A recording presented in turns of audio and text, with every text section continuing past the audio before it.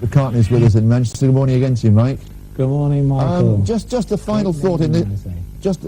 Thank you.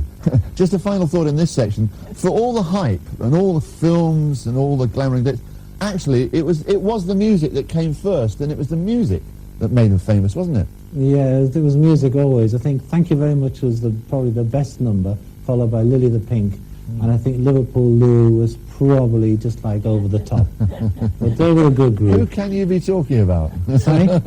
Actually, I mean, the Scaffold, very famous group, for Scaffold, Jerry and the Pacemakers and all the others, did they get slightly frustrated because there was one group up at the top and the rest living in the shadows slightly? Well, being in the NEM stable, as Tony would very well know, being in the NEM stable, it was the Beatles first, then Stiller and Jerry, and Scaffold, for instance, were right on the outside.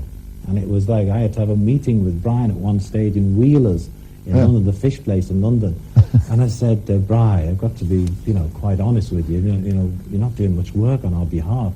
He said, I think you're quite right, Michael. I felt like hitting him.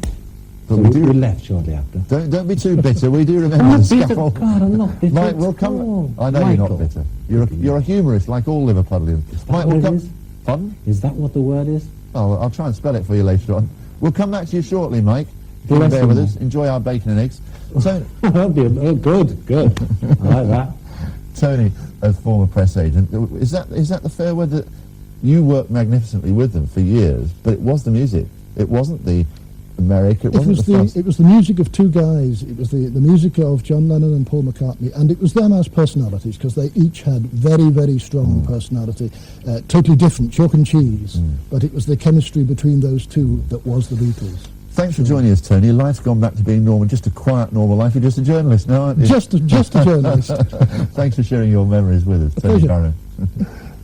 We'll be back after the break, and there'll be more Beatles.